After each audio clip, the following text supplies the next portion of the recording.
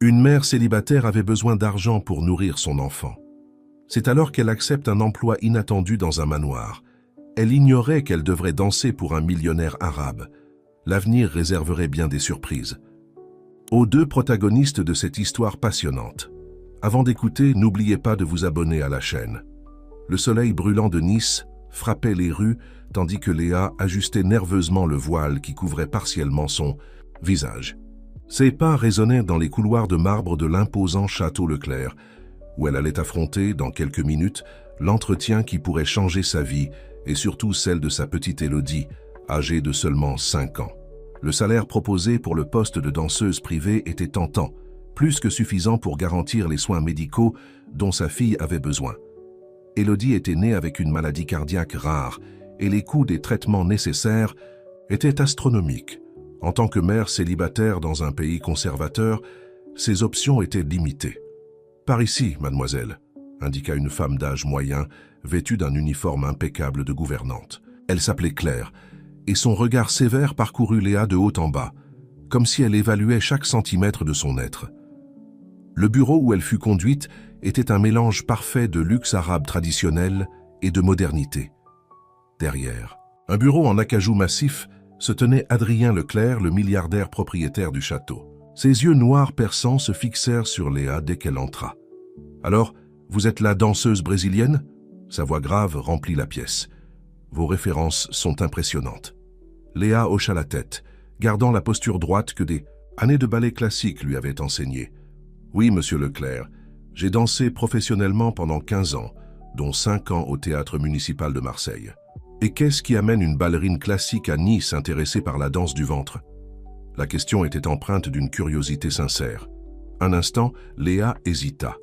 Parler d'Élodie pourrait nuire à ses chances. Les mères célibataires n'étaient pas bien vues dans cette société.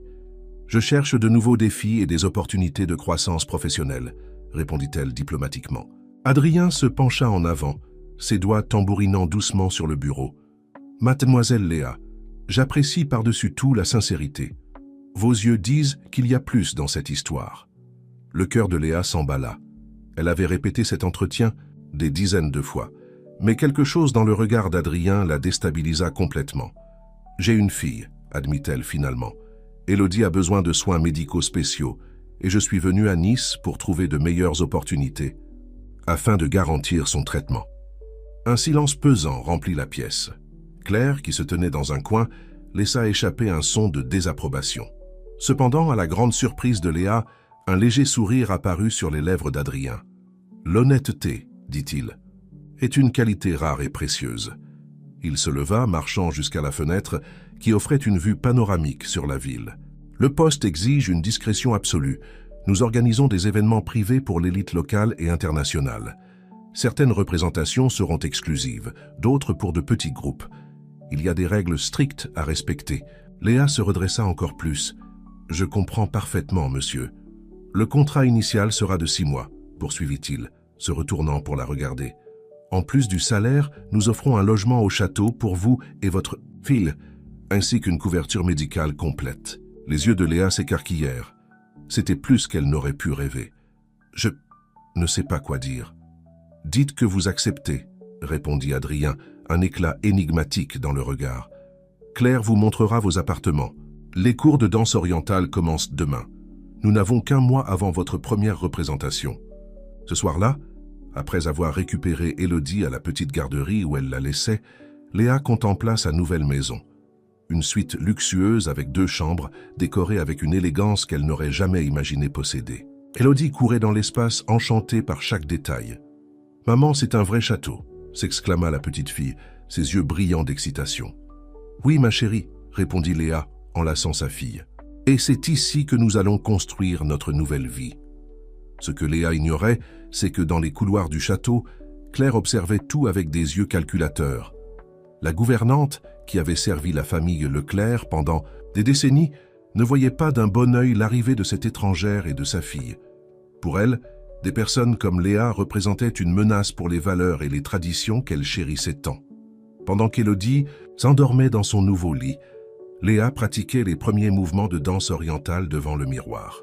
Le trac lié à la responsabilité qu'elle avait assumée se mêlait à la détermination de ne pas échouer. Chaque geste devait être parfait, chaque représentation impeccable. L'avenir d'Élodie en dépendait. Dehors, les lumières de Nice scintillaient comme des étoiles terrestres. Et dans son bureau, Adrien Leclerc relisait le contrat que Léa avait signé, un sourire énigmatique aux lèvres. Quelque chose chez cette danseuse marseillaise avait éveillé sa curiosité d'une manière qu'il ne parvenait pas à expliquer. Le destin avait entrelacé leurs chemins, mais aucun d'eux ne pouvait imaginer les rebondissements qui les attendaient dans les mois à venir. Entre les murs dorés du château Leclerc, une histoire d'amour, de sacrifice et de rédemption commençait à se dessiner, défiant les conventions d'une société régie par des traditions millénaires. Les semaines suivantes transformèrent la vie de Léa en une routine intense d'entraînement. Sous la tutelle de Sophie, une professeure renommée de danse orientale, elle consacrait des heures à apprendre les mouvements sinueux et hypnotiques caractéristiques de cette danse. Ces matinées commençaient tôt après avoir déposé Élodie à l'école internationale qu'elle fréquentait désormais, un avantage inattendu inclus dans son contrat. « Tes hanches doivent couler comme l'eau, Léa », instruisait Sophie, démontrant une fois de plus le mouvement. La danse du ventre n'est pas qu'une question de technique, c'est l'expression de l'âme féminine. La sueur coulait sur le visage de Léa alors qu'elle s'efforçait d'intégrer chaque nouveau mouvement. Ses compétences en ballet classique l'aidaient pour la posture, mais la fluidité de la danse orientale exigeait un type d'abandon différent. Pendant ces séances d'entraînement, Léa sentait souvent le regard d'Adrien Leclerc sur elle. Il apparaissait discrètement dans la salle de répétition, toujours sous prétexte de superviser les préparatifs des futurs événements. Leurs regards se croisaient à travers les miroirs qui couvraient les murs, et quelque chose d'indéfinissable flottait dans l'air à ces moments-là. « Monsieur Leclerc semble très intéressé par vos progrès », commenta Sophie un jour, avec un sourire suggestif. « Et il n'est pas habituel qu'il assiste personnellement aux répétitions. » Léa sentit son visage s'échauffer, mais elle garda son professionnalisme. « Je suppose qu'il veut simplement s'assurer que son investissement en vaut la peine. » Cependant, ce n'était pas seulement Adrien qui observait Léa avec intérêt. Claire, la gouvernante, continuait à la suivre avec des yeux d'aigle, notant mentalement chaque mouvement, chaque conversation, chaque petit détail qui pouvait sembler suspect. Un après-midi, alors que Léa se reposait entre les séances d'entraînement, Élodie apparut en courant dans les couloirs du château, poursuivant un papillon entré par l'une des fenêtres. L'enfant, enchanté par l'insecte coloré, ne remarqua pas quand elle heurta un précieux vase perçant. Le cœur de Léa s'arrêta en voyant le vase vaciller dangereusement, mais avant qu'elle ne puisse réagir, Adrien surgit de nulle part et le rattrapa, évitant le désastre. À la surprise générale, au lieu de réprimander l'enfant, il s'accroupit à la hauteur d'Élodie. « Tu sais, petite, dit-il avec une gentillesse que Léa ne lui avait jamais vue, j'ai un jardin spécial où vivent plusieurs papillons. Tu aimerais le découvrir ?» Les yeux d'Élodie brillèrent d'excitation. « Je peux vraiment, oncle Adrien ?» L'utilisation du terme affectueux fit sourire Adrien avec sincérité. « Bien sûr, mais nous devons d'abord demander la permission à ta mère. » Léa, observant la scène, sentit quelque chose réchauffer son cœur. C'était la première fois qu'elle voyait Adrien interagir avec sa fille et il y avait une naturalité surprenante dans la façon dont il traitait Élodie. « Venez avec moi », les invita-t-il, tendant la main à Élodie et lançant un regard interrogateur à Léa qui acquiesça en signe d'approbation. Le jardin était un oasis caché au cœur du château. Des fleurs exotiques de toutes les couleurs créaient un décor magique et des dizaines de papillons dansaient dans l'air, libres et colorés. Élodie courait, enchantée, tandis qu'Adrien expliquait les noms des différentes espèces. « Je n'aurais jamais imaginé que vous aimiez autant les papillons », commenta Léa, observant l'interaction entre sa fille et son employeur. « Il y a beaucoup de choses sur moi que vous n'imaginez pas, » répondit-il, son regard croisant le sien avec une intensité qui la fit détourner les yeux. De l'autre côté du jardin, partiellement caché par une colonne, Claire observait la scène avec une désapprobation grandissante. Pour elle, la proximité qui commençait à se former entre Adrien et la danseuse marseillaise représentait une menace à l'ordre naturel des choses. Ce soir-là, alors qu'elle mettait Élodie au lit, Léa fut surprise par un coup à sa porte. C'était Camille, l'une des cuisinières du château avec qui elle avait développé une amitié. « Prends garde, Léa », murmura Camille, jetant un regard nerveux par-dessus son épaule. Claire a répandu des rumeurs sur toi parmi le personnel. Elle dit que tu utilises ta fille pour séduire Monsieur Leclerc. Léa sentit son sang se glacer. Mais c'est absurde. Je ne ferai jamais une telle chose. Je sais, répondit Camille, lui serrant la main en signe de solidarité. Mais Claire a beaucoup de pouvoir ici, et elle n'aime pas les changements. Surtout quand ils touchent au cœur du patron. Les paroles de Camille résonnèrent dans l'esprit de Léa alors qu'elle essayait de dormir. Sa première représentation officielle était prévue dans 2 semaines, et maintenant, en plus de la pression de se produire parfaitement, elle devait faire face aux intrigues du château. Dans le bureau principal, Adrien examinait des documents importants lorsque Claire entra sans se faire annoncer, comme c'était son habitude après tant d'années de service. « Vous prenez de gros risques, » dit-elle sans préambule. « Une danseuse étrangère et mère célibataire, que diront vos associés? Que pensera votre famille ?» Adrien leva les yeux de ses papiers, son visage se durcissant. « Je ne me souviens pas vous avoir demandé votre avis sur mes affaires personnelles, Claire. Quelqu'un doit vous protéger de vos propres décisions impulsives, insista-t-elle. Cette femme, elle n'appartient pas à notre monde. » Ce que Claire ignorait, c'est que ces mots, au lieu d'éloigner Adrien de Léa, ne faisaient qu'accroître sa curiosité et son admiration pour la danseuse qui, contre toute attente, luttait pour offrir une vie meilleure à sa fille.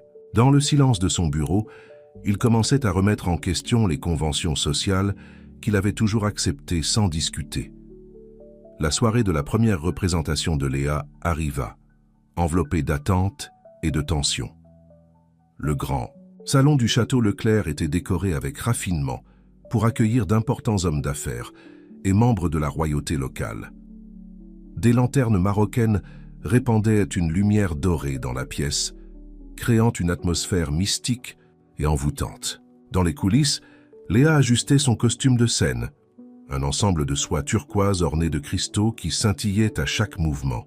Sophie apportait les dernières touches à son maquillage, tout en répétant des instructions importantes. « Rappelle-toi de ce que nous avons pratiqué, disait la professeure. Aujourd'hui, ce n'est pas une question de technique, mais de sentiment.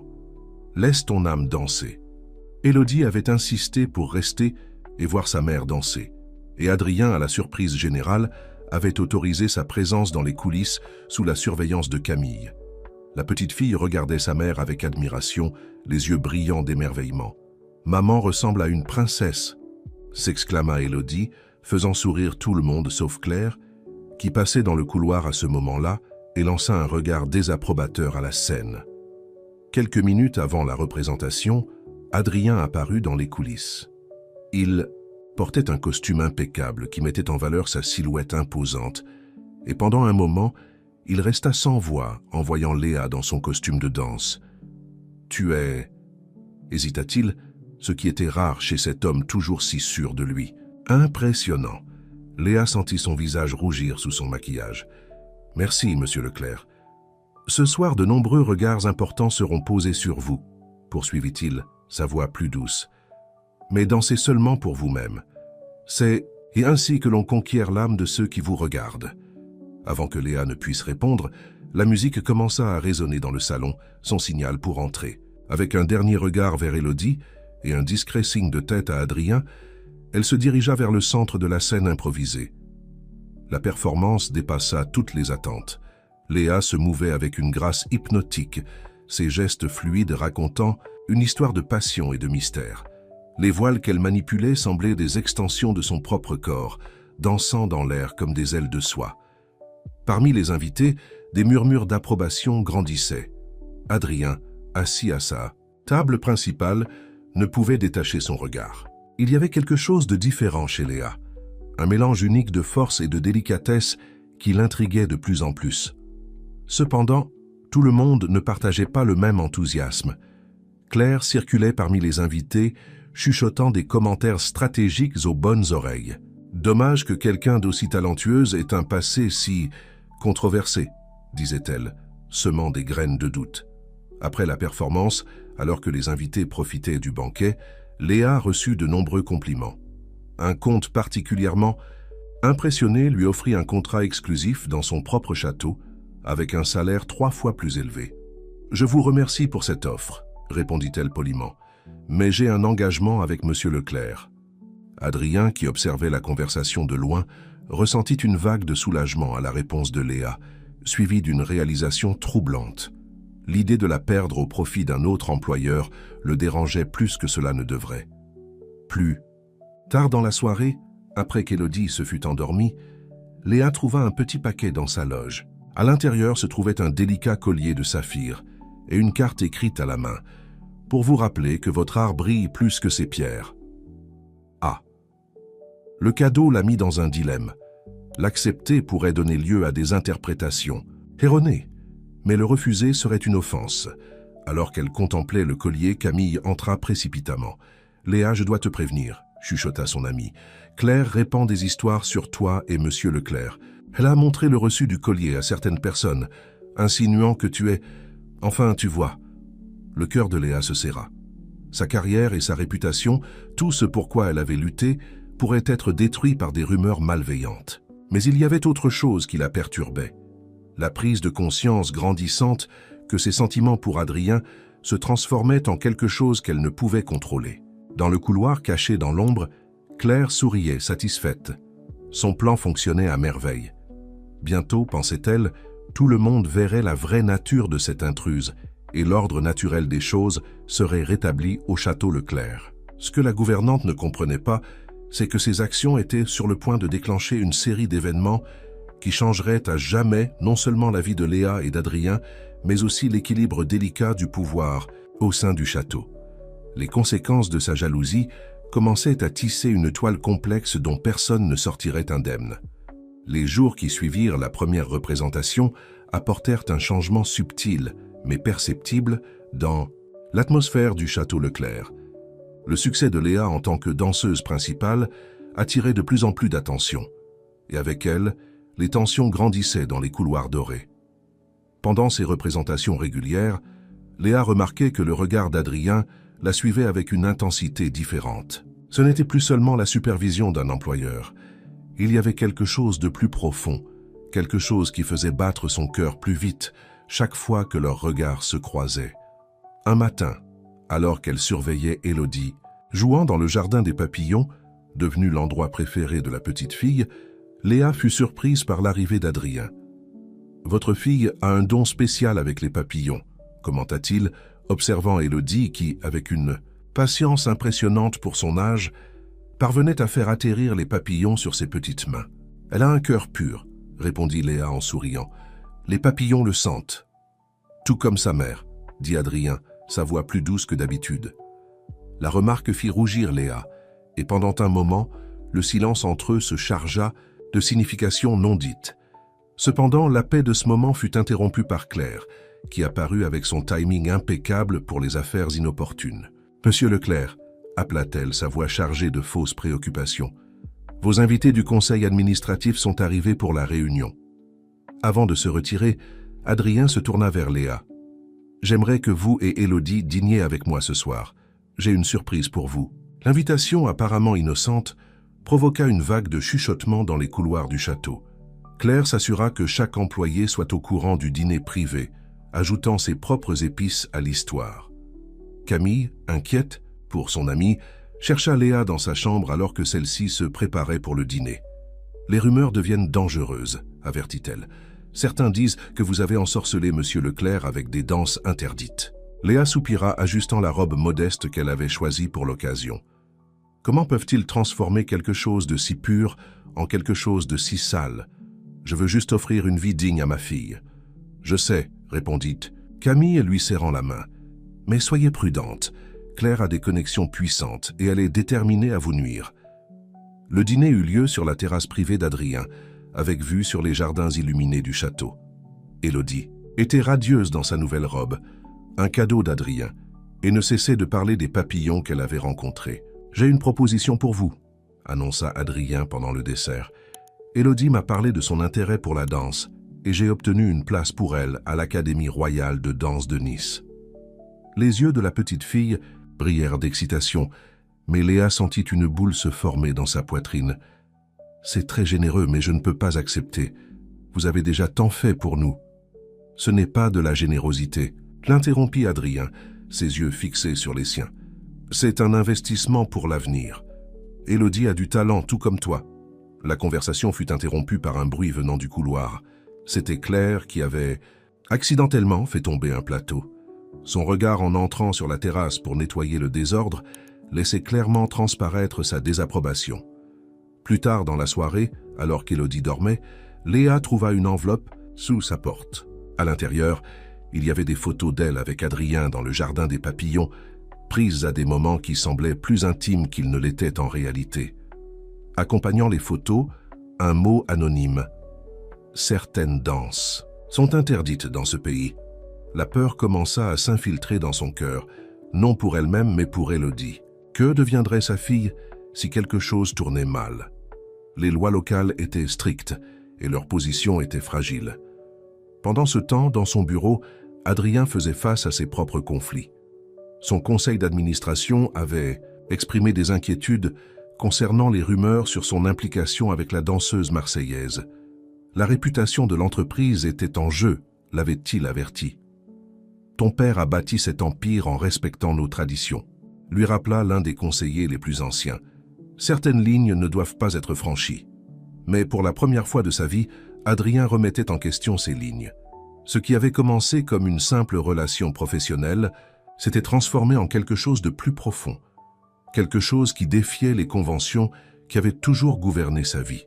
Le lendemain, pendant la répétition, Léa remarqua un changement dans le comportement d'Adrien. Il gardait ses distances, évitait son regard, comme si quelque chose le troublait profondément. Ce que personne ne savait, c'est que Claire avait fait un pas de plus dans son plan. Elle avait envoyé une lettre anonyme à la famille d'Adrien, révélant sa version déformée des événements au château. La tempête qui se formait était sur le point de s'abattre sur eux tous. Et ainsi, entre les murs dorés du château, le clair, l'amour et la tradition, la vérité et le mensonge, commençait une danse dangereuse dont les pas étaient imprévisibles. L'atmosphère au château Leclerc devenait de plus en plus tendue, comme l'air lourd qui précède une tempête dans le désert. Léa sentait les regards désapprobateurs et les chuchotements qui la suivaient dans les couloirs, mais elle s'efforçait de garder la tête haute et de se concentrer sur son travail et sur Élodie. Un matin, alors qu'elle se rendait à la répétition, Léa fut abordée par Sophie, son instructrice de danse.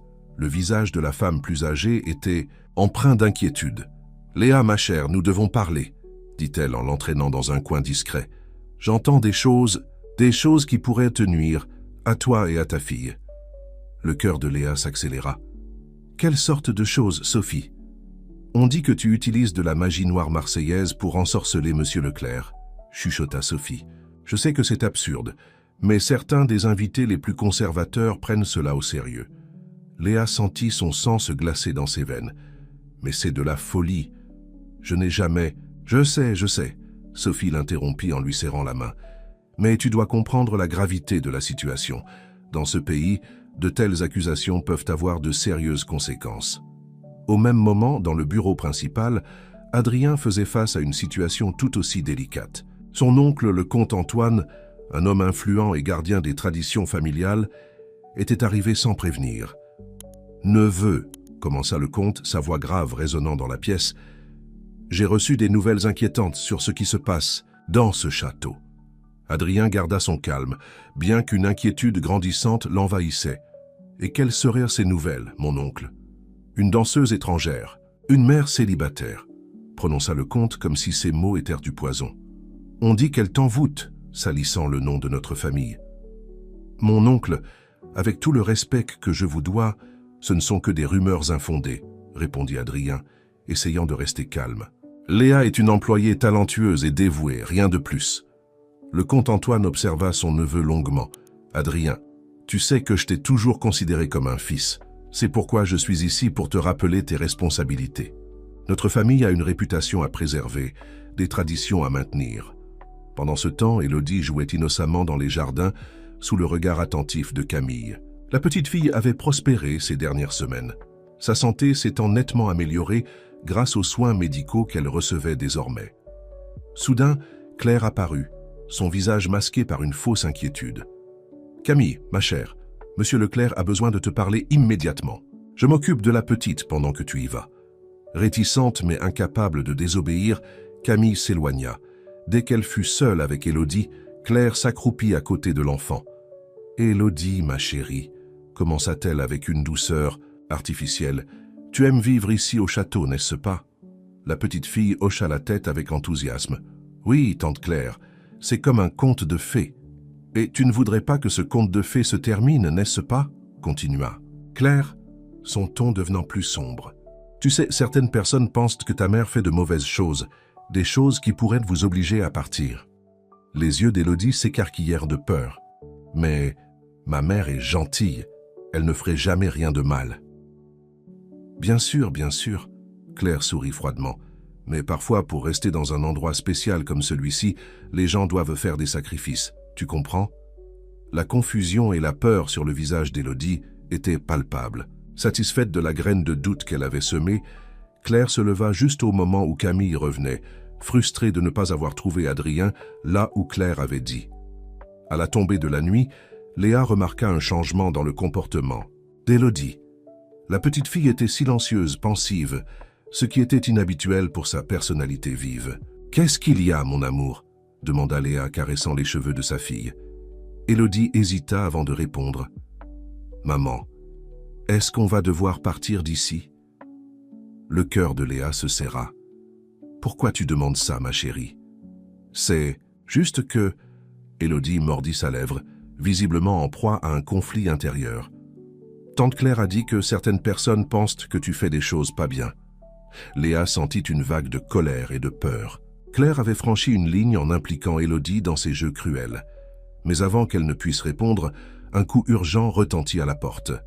C'était Camille, essoufflée et le visage pâle. « Léa, tu dois venir vite. Il s'est passé quelque chose de terrible. » La panique s'empara de Léa alors qu'elle suivait Camille à travers les couloirs du château. L'air semblait chargé d'une énergie sinistre, comme si le bâtiment lui-même savait qu'un grand changement était sur le point de se produire. Dans le hall principal, une scène chaotique l'attendait. Des invités importants, des membres de la famille Leclerc et des employés étaient rassemblés, tous parlant en même temps. Au centre, Adrien semblait pâle et secoué, tandis que le comte Antoine l'observait avec un mélange de déception et de fureur. Dès que Léa entra, tous les regards se tournèrent vers elle et un silence pesant s'abattit sur la salle. C'est alors qu'elle vit, éparpillées sur une table, des dizaines de photos. Elle et Adrien dans des moments qui, hors contexte, semblaient compromettants. À côté des photos, un document qui semblait officiel, avec des sceaux et des signatures.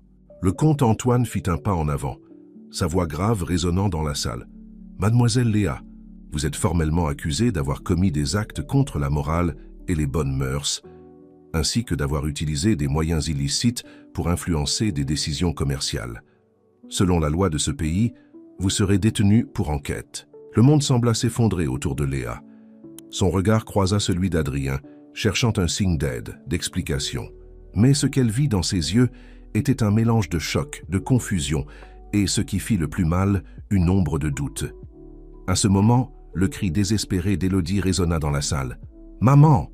La petite fille courut, essayant d'atteindre Léa, mais fut retenue par Claire, qui souriait discrètement, satisfaite du chaos qu'elle avait orchestré. La tempête qui s'était formée ces dernières semaines s'abattait enfin sur le château Leclerc, menaçant de détruire non seulement la vie de Léa et d'Élodie, mais aussi tout ce qu'Adrien croyait être vrai.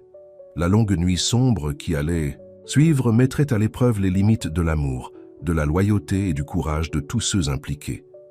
Le chaos qui régnait dans le grand salon du château Leclerc était assourdissant. Léa, entourée de gardes, se sentait comme piégée dans un cauchemar dont elle ne pouvait se réveiller. Ses yeux allaient du visage terrifié d'Élodie à l'expression confuse et perturbée d'Adrien. « C'est absurde !» cria Léa, essayant de se faire entendre dans la confusion. « Je n'ai jamais fait ce dont on m'accuse. » Le comte Antoine leva la main, imposant le silence à tous. « Les preuves parlent d'elles-mêmes, mademoiselle. Nous avons des témoins qui affirment vous avoir vu pratiquer des rituels étranges dans vos appartements. » Léa sentit son sang se glacer. Elle savait exactement à quel rituel il faisait référence. Ce n'était que des exercices de méditation et de yoga qu'elle pratiquait pour se calmer après des répétitions épuisantes. Adrien, qui semblait jusqu'alors paralysé, prit enfin la parole. Oncle, il doit y avoir une erreur, je connais Léa, elle ne serait pas capable de... Silence, Adrien, interrompit le comte. Votre aveuglement face à cette femme a déjà causé assez de tort à la réputation de notre famille.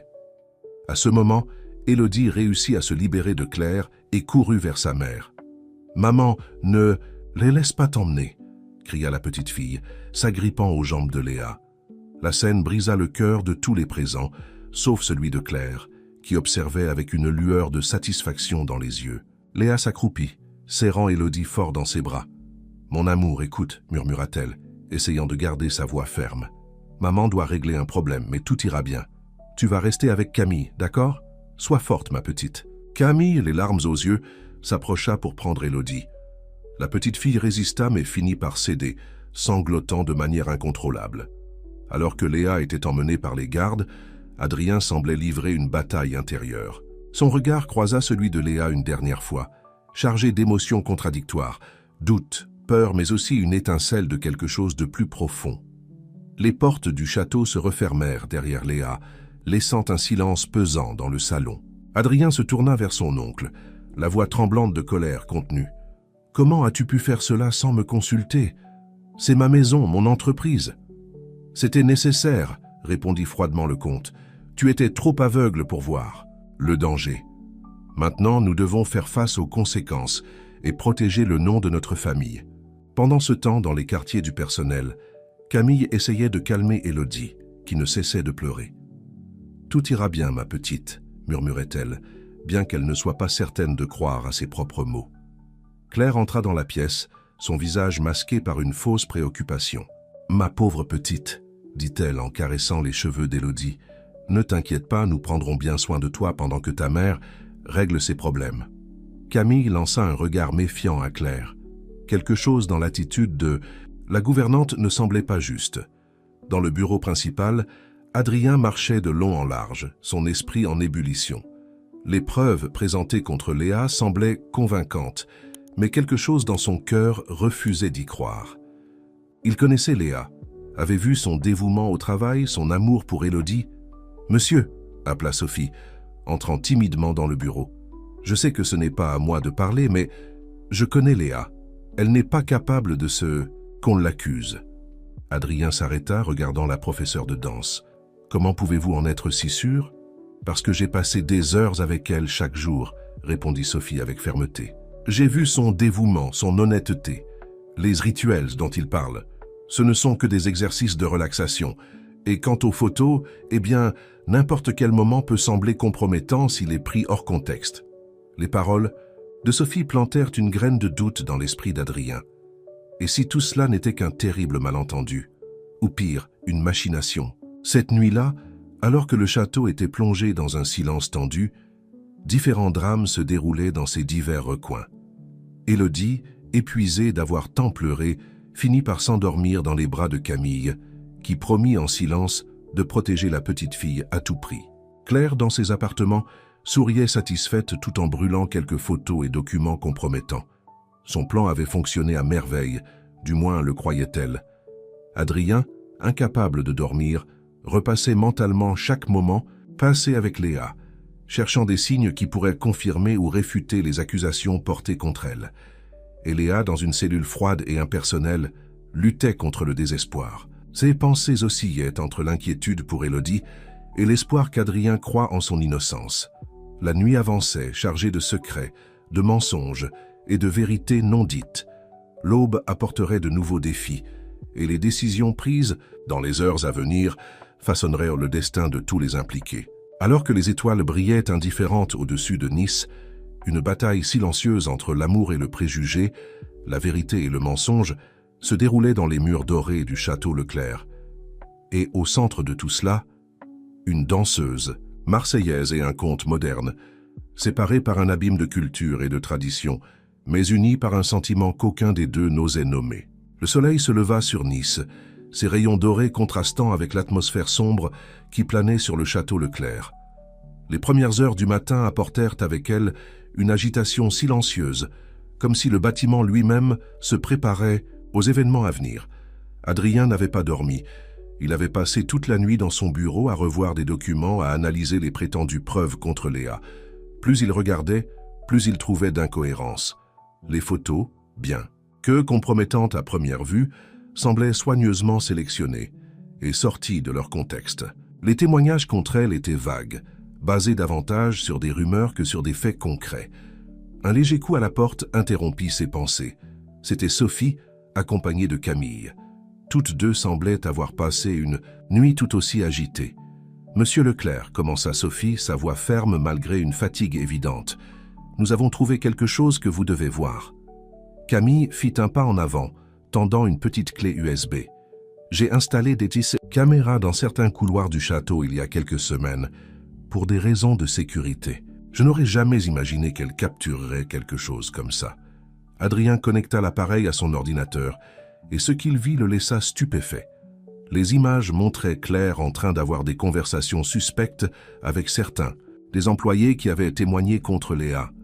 Dans une scène particulièrement révélatrice, la gouvernante était vue en train de remettre des enveloppes à 2 personnes qu'Adrien reconnut comme les principaux accusateurs de Léa. Adrien avait du mal à trouver ces mots. « Une conspiration », compléta Sophie. « Claire a orchestré tout cela. » À ce moment-là, comme si elle avait été invoquée par la mention de son nom, Claire entra dans le bureau sans frapper. Son visage pâlit en voyant Sophie et Camille là. « Monsieur Leclerc, Elle commença, mais s'arrêta en remarquant l'expression furieuse d'Adrien. « Claire », la voix d'Adrien était glaciale. « Expliquez-vous. » Le masque de composture de la gouvernante commença à s'effriter. « Je ne faisais que protéger la famille. Vous protéger. Cette femme, cette étrangère, elle était en train de ruiner tout ce pour quoi nous avons travaillé. »« Ruiner ?» Adrien se leva, sa voix s'élevant. « Léa a apporté une nouvelle vie à ce château. Elle a montré du dévouement, du talent et surtout de l'intégrité. Quelque chose que vous ne possédez clairement pas. » Claire, voyant son monde s'écrouler, fit une dernière tentative désespérée. Mais les traditions, la réputation de la famille... « Les traditions évoluent, Claire, interrompit Adrien. Et quant à la réputation, je préfère être connu comme un homme juste plutôt que comme quelqu'un qui se cache derrière des mensonges et des préjugés. » Pendant ce temps, dans sa cellule, Léa luttait pour garder espoir. Ses pensées étaient avec Élodie, se demandant comment sa fille gérait tout cela. C'est alors qu'elle entendit des pas s'approcher rapidement. La porte s'ouvrit, révélant Adrien accompagné de gardes et d'un homme qu'elle reconnut comme un important avocat local. « Léa », la voix d'Adrien était chargée d'émotion, « tu es libre. Toutes les accusations ont été retirées. » Des larmes de soulagement commencèrent à couler sur le visage de Léa. « Élodie, elle est en sécurité, elle t'attend au château. » Répondit Adrien, tendant la main pour l'aider à se lever. Le retour au château Leclerc fut un mélange d'émotions. Les employés regardaient avec un mélange de honte et de soulagement. Le comte Antoine, informé de la vérité derrière, les accusations, gardait une expression sévère mais inclina respectueusement la tête vers Léa lorsqu'elle passa. Le moment le plus émouvant, cependant, fut les retrouvailles avec Élodie. La petite fille courut dans les couloirs dès qu'elle vit sa mère, se jetant dans ses bras avec un cri de joie qui résonna dans tout le château. « Maman, je savais que tu reviendrais », sanglota Élodie, agrippée au cou de Léa. Adrien observait la scène avec un sourire, sentant une chaleur inconnue se répandre dans sa poitrine. Ce fut à ce moment qu'il réalisa que ses sentiments pour Léa allaient bien au-delà de l'admiration professionnelle. Plus tard, lorsque la poussière fut retombée et qu'Élodie s'endormit enfin, épuisée par les montagnes russes émotionnelles, Léa et Adrien se retrouvèrent sur la terrasse, donnant sur les jardins. « Je suis désolé », commença Adrien, sa voix empreinte de remords. « J'aurais dû te faire confiance dès le début. » Léa le regarda, ses yeux brillants sous la lumière de la lune. « Tu as découvert la vérité. C'est ce qui compte. » « Léa, Adrien hésita, cherchant les mots justes. « Ces derniers mois depuis ton arrivée ont tout changé. Ils m'ont changé. » Elle sentit son cœur s'accélérer. « Adrien, je sais qu'il y a un monde de différence entre nous, » continua-t-il. « Culture, tradition, attente. Mais je sais aussi que je n'ai jamais ressenti pour personne ce que je ressens pour toi. » Léa sentit des larmes se former dans ses yeux. « Moi aussi, je ressens quelque chose que je n'ai jamais ressenti auparavant. Mais j'ai peur. Peur de ce que le monde dira, de ce qui pourrait arriver à Élodie. » Adrien prit ses mains dans les siennes. « Alors nous affronterons cette peur ensemble. » pas à pas, jour après jour, si tu le veux. À ce moment-là, sous le ciel étoilé de Nice, deux âmes que le destin avait unies à travers la danse, la musique et l'adversité, se rencontrèrent véritablement pour la première fois. Le chemin à venir serait semé d'embûches, rempli d'obstacles et de préjugés à surmonter. Mais cette nuit-là, sur la terrasse du château Leclerc, naquit la promesse d'un nouveau départ. Et tandis que Léa et Adrien scellaient cette promesse, d'un baiser timide mais plein d'espoir, la brise douce du désert semblait murmurer une mélodie de changement, annonçant qu'une nouvelle ère était sur le point de commencer, non seulement pour eux, mais pour tous ceux qui les entouraient. Les jours qui suivirent la libération de Léa furent marqués par l'adaptation et les changements au château Leclerc. La nouvelle de la conspiration de Claire et de son renvoi subséquent se répandit rapidement, non seulement parmi le personnel, mais aussi dans les cercles sociaux de Nice. Le comte Antoine, bien que visiblement mal à l'aise face à la situation, resta discret, observant de loin les événements. Léa, déterminée à ne pas laisser l'incident ébranler sa confiance, se plongea à nouveau dans son travail avec encore plus de dévouement. Ses performances, désormais empreintes d'une émotion encore plus profonde, attirèrent des publics de plus en plus nombreux et enthousiastes. Un matin, alors qu'elle répétait dans le grand salon, Léa fut surprise par l'arrivée d'Adrien, accompagné d'un groupe de personnes qu'elle ne reconnaissait pas. « Léa !» appela Adrien, un sourire énigmatique aux lèvres. « Je voudrais te présenter quelques personnes. » Le groupe s'approcha, et Léa reconnut parmi eux des figures éminentes du monde de la danse et des arts de Nice. « Voici Fatima Al-Mazrouei, directrice du Centre culturel de Nice, » présenta Adrien. « Et voici Hassan Sharif, conservateur du Musée d'art moderne. » Léa les salua, intriguée par la situation. Fatima s'avança, les yeux brillants d'enthousiasme. « Mademoiselle Léa, nous avons été impressionnés par votre talent et votre histoire. Nous aimerions vous inviter à créer et diriger un programme d'échange culturel entre danseurs français et arabes. » Le cœur de Léa s'emballa.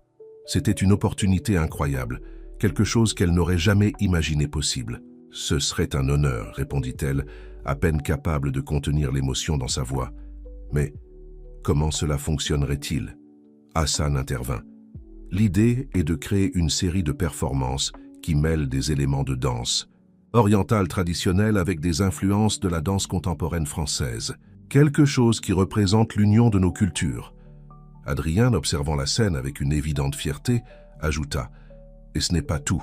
Le programme inclurait des ateliers pour de jeunes danseurs des deux pays, favorisant un véritable échange culturel. » Léa sentit des larmes de bonheur monter à ses yeux. C'était plus qu'une opportunité professionnelle, c'était la chance de construire des ponts entre deux mondes qu'elle aimait. « J'accepte, » dit-elle, la voix ferme et décidée. « Quand commençons-nous » Les semaines suivantes furent un tourbillon d'activités. Léa partageait son temps entre les répétitions régulières au château, les réunions de planification pour le nouveau programme et bien sûr les précieux moments avec Élodie. La petite fille, quant à elle, s'épanouissait dans son nouvel environnement. Ses cours de ballet à l'Académie royale de danse étaient la joie de ses journées, et elle revenait souvent à la maison pleine d'histoires à raconter à sa mère et à oncle Adrien, comme elle l'appelait affectueusement maintenant. Un après-midi, alors que Léa travaillait sur une nouvelle chorégraphie dans ses appartements, Élodie entra en courant, suivie d'Adrien. « Maman, maman !» s'exclama la petite fille, les yeux brillants d'excitation. « Oncle Adrien a dit qu'on allait faire un voyage. » Léa regarda Adrien avec un air interrogateur, tandis qu'il souriait mystérieusement. « Eh bien, tant commença-t-il en s'asseyant à côté d'Élodie, j'ai pensé qu'avant de commencer officiellement le programme d'échange, nous pourrions faire un petit voyage en France, pour que je puisse mieux connaître votre culture et pour qu'Élodie puisse voir l'endroit où tu as grandi. » Léa resta sans voix un instant. L'idée de retourner en France, de montrer ses racines à Adrien et Élodie, était à la fois excitante et un peu effrayante. « Ce serait merveilleux, » dit-elle enfin, la voix empreinte d'émotion. Élodie sautait de joie. « On va voir les papillons de France, maman, et la plage, et la tour Eiffel. » Léa rit, serrant sa fille dans ses bras. « On verra tout ça et bien plus encore, mon amour. » Ce soir-là, après qu'Élodie se fut endormie, Léa et Adrien se promenèrent dans les jardins du château, discutant des détails du voyage. « Tu es sûr d'être prêt pour ça ?» demanda Léa, une note d'inquiétude dans sa voix. « La France est très différente de Nice. » Adrien s'arrêta, se tournant pour la regarder. « Léa, je suis plus que prêt. En fait, j'ai hâte de voir le monde à travers tes yeux, de mieux comprendre ce qui a fait de toi la femme incroyable que tu es. » Léa sentit son cœur se remplir d'amour et de gratitude. « Merci, Adrien. Pour tout.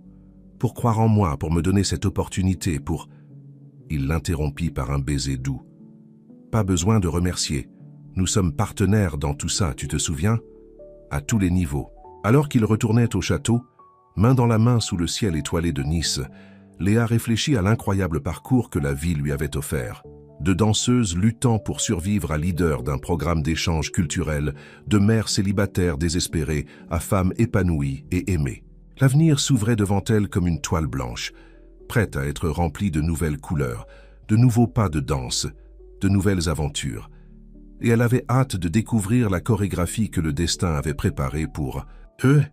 À la fenêtre de sa chambre, Élodie observait sa mère et Adrien marchant ensemble, un sourire endormi sur son visage.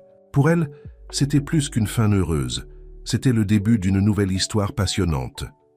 Et ainsi, tandis que la nuit enveloppait le château Leclerc, une famille improvisée, née de l'amour, du courage et de la danse, rêvait des aventures que demain leur apporterait. La France les attendait, et avec elle un monde de possibilités. L'avion privé des Leclerc atterrit en douceur à l'aéroport international de Marseille. Léa sentit son cœur s'emballer.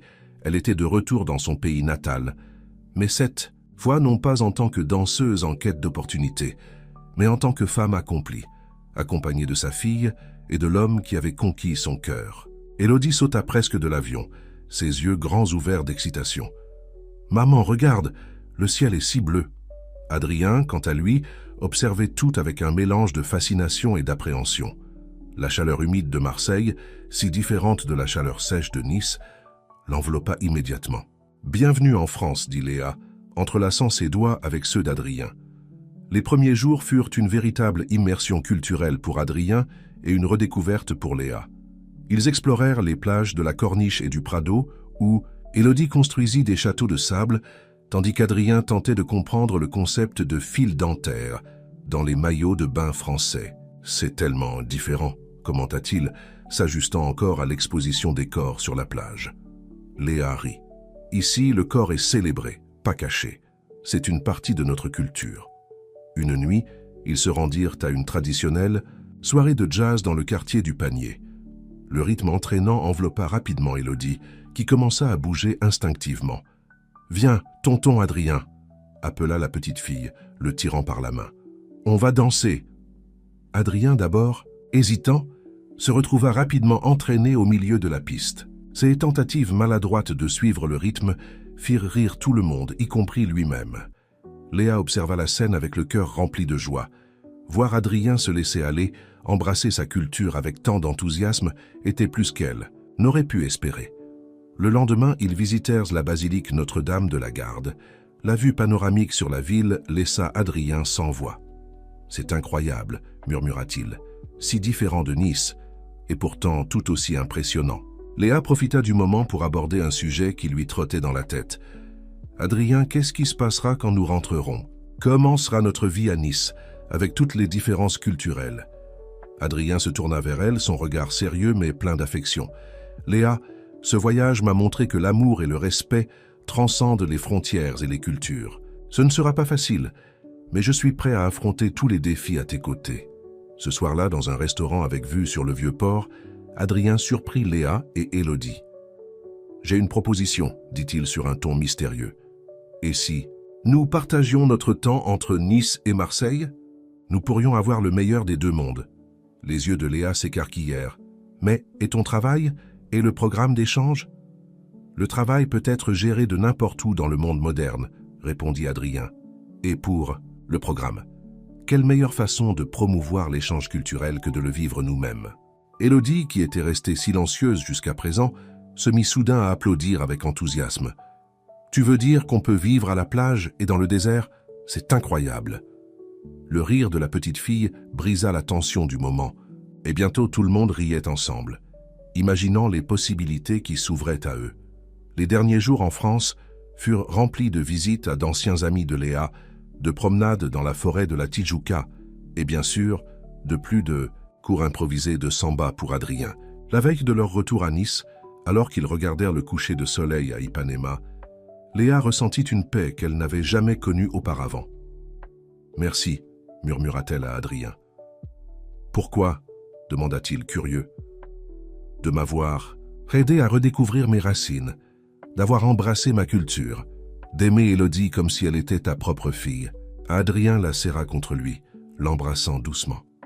« Nous sommes une famille maintenant, Léa, une famille qui traverse les continents et unit les cultures. » Élodie, qui jouait dans le sable à proximité, accourut vers eux. « Regarde, maman, j'ai trouvé un coquillage.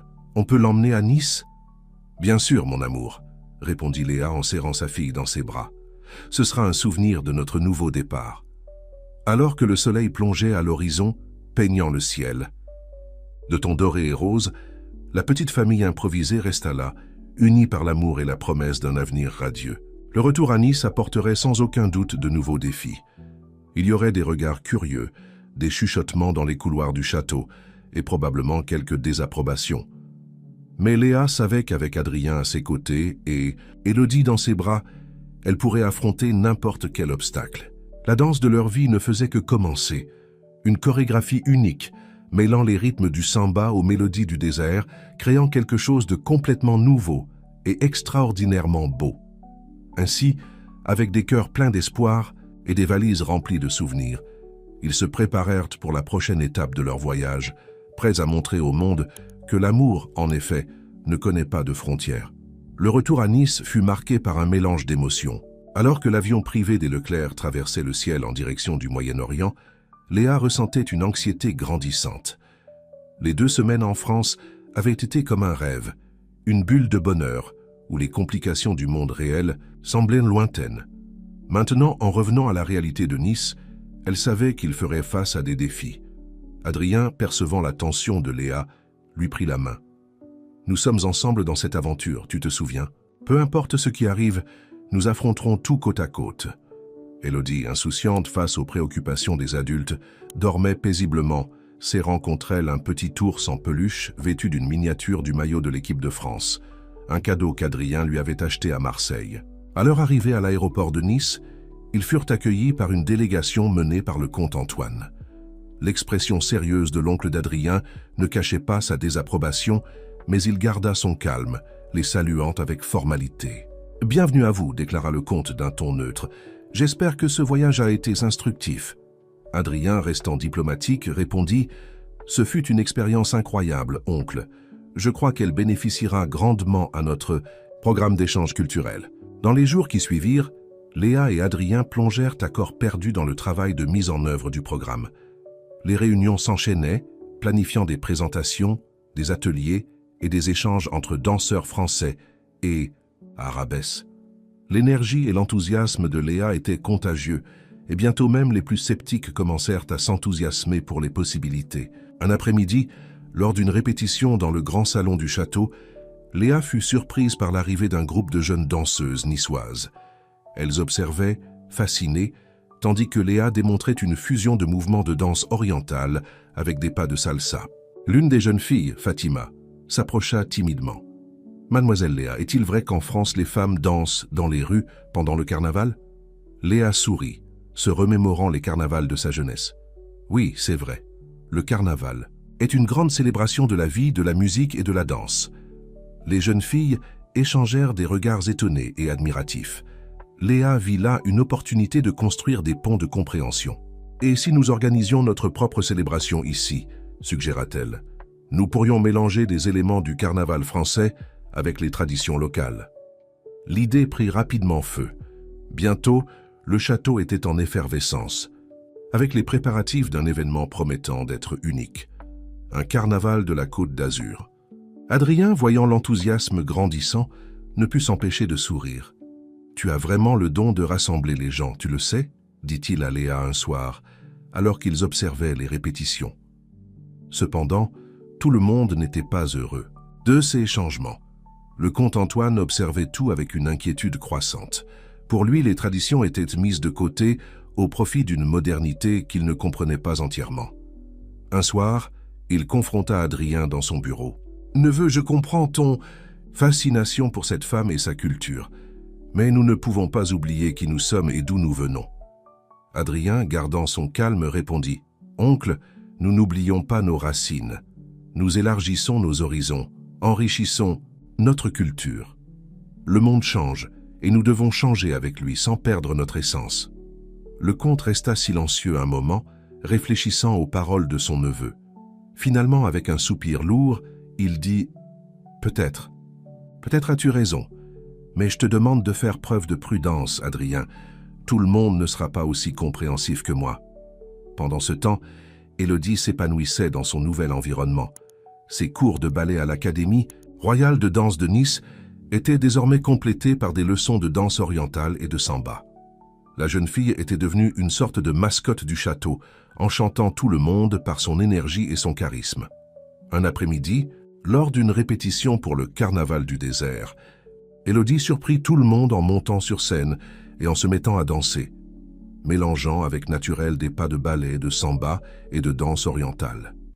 La performance improvisée déclencha des applaudissements enthousiastes de tous les spectateurs, y compris du comte Antoine qui ne put retenir un sourire. Ce soir-là, en couchant Élodie, Léa ressentit une vague de gratitude et d'amour.